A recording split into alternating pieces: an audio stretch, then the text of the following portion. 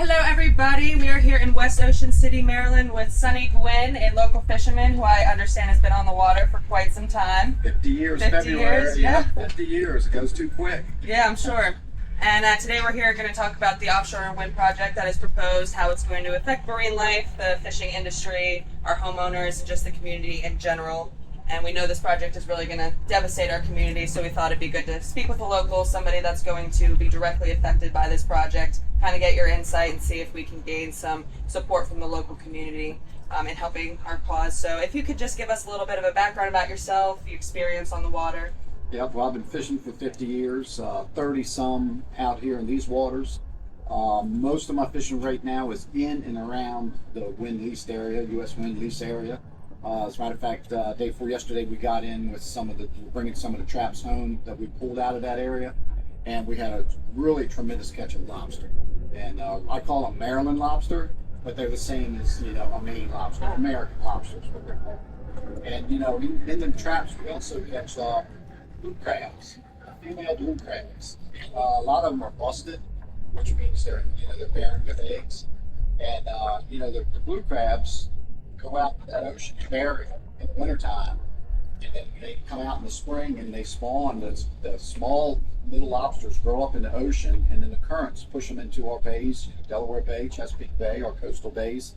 And what they're doing in this wind area is a big area where they winter up. Mm-hmm. And people haven't did any studies or figured out that this wind lease area is gonna could be detrimental to our crab population. Yeah. How can that be? How is this project? With the pounding that they do, the electric they do, and then also it has these substations that hold diesel engines for the cooling part of it, and they spew out hot water, chlorinated hot water in the ocean. In the ocean.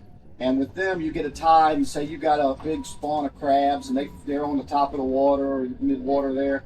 And they're spewing these out, and the tide pushes them into that and kills them, and it pushes the other way and it kills the bluefish. Yeah. And it pushes the other way, and it just, there's just so much that these things are bad for our, for our everything. marine life. Yeah, it's just so terrible that, and the problem is that the people that are for it aren't looking past the money and thinking about this is a food source, mm-hmm. not only for me, but for generations to come. And it could be, all summer come down here and there's no seafood. Yeah. But we have power that we can't afford. Yeah. We're just, our fingers are crossed now. There's been a lot of things going on to, stop it. Yeah. But there's still the ones that just believe that this is going to save the world. Mm-hmm. And, it's not so. It's not going to save the world. It's not going to do anything but line the pockets some already rich people. Yep, absolutely. So how will that directly affect the fishing industry here in Washington? Well, this fishing industry, for example, last week, my boat alone, this boat right here probably fed, by average, a pound per person of seafood. It probably fed 2,500 people, mm-hmm. Maybe up to 3,000 people, yeah. Just my vessel alone.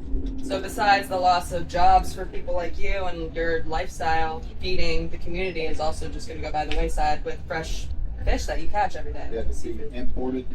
Yeah, yeah. And I so don't just know if something you heard about the shrimp. Shrimp now is radioactive. You got to watch out for that. Yeah. It's just it's just a terrible way to go for thinking about electricity. Absolutely. There's nothing like local seafood and catching it right off the boat and eating it here. There's nothing fresh you can get. So. Yes, I agree 100%. So on another aspect, a lot of homeowners are worried about the ripple effect that it'll have on businesses in town and homeowners in general. How do you think that all this will affect, me or people that own in Ocean City, the tourism, stuff like that? Well, things have already happened, like north where they've already built some. The cables that come to the mainland have become exposed, which could be a problem. They've already had a blade break off and close the beaches down. And, we haven't even had a real hurricane. This year's been pretty mild. One skirted the coast, and we got a good, nice swell out of it. But, if you get another Sandy, what if the blades broke off and came up and down our coast and closed all the Shards. beaches down, and it never goes away. It never goes away. Yeah, that's definitely a big issue that people have been talking about for sure. So I think it would just snowball into people not buying houses here, or their property values going down. Tourism's going to be affected. You can't come to the beach. Why are you going to come to Ocean City? all for too expensive electricity. Yeah. It doesn't really do anything. Right. So talking about the economics of it, is there anything about like the cost of goods that will be affected, or any economic trade-off that you can see? Yeah, well, one of the things is, they tried to buy the two last fish docks here. And with that, we don't have no packing houses.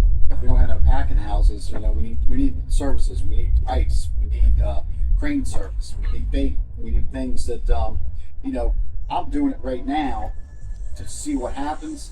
And it's so much extra work for me to come in, load my stuff in the truck, pack it, deliver it, sell it, and do all that it makes it a tough job. Yeah. And it'll take that part of it away, where we won't have the services that we need to come in and bring this fish in for the community. Right.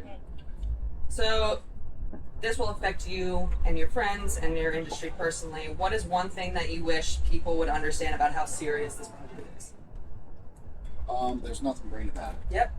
There's nothing green about it. It's the only green that is about it is the green that it's the green money. The green money. Yeah. That's the only thing. That's all they're thinking about is the money that they think it's gonna produce.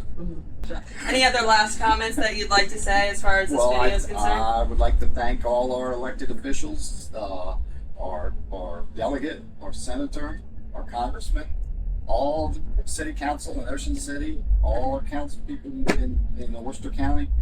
It's the first time in history that they have all been together against one issue. Every one of them. So that tells you something. Well, I'm sure Ocean City and the community is really going to fight back on this. So we really appreciate you. Yeah, we appreciate everything that y'all are doing too. Absolutely. Because I'm just a pawn in this game, and I can't do a lot.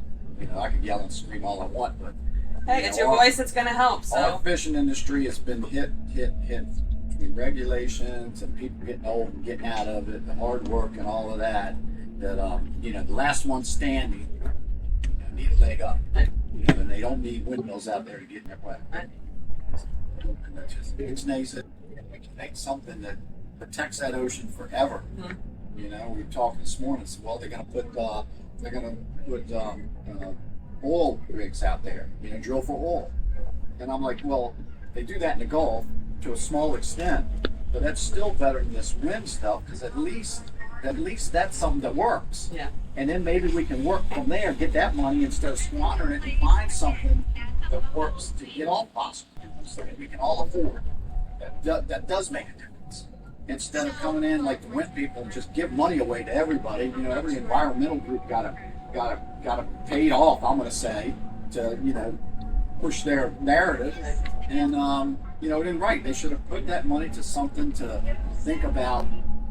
Something that works, something that they can do to get off fossil fuels that will, we're smart people. I think they can do it, but not by squandering money on something that don't work. Well, it's like passionate people like you that's going to get this done. So really appreciate you giving us your voice and your insight. Obviously, the ocean is super important to Ocean City, and if anybody else really wants to help, I think we're going to have a link in this video. You can figure out how to help, to support us, make sure that this doesn't go through, and we can make sure that as a community that we have a say in what happens to our waters. And buy local seafood. And buy local seafood.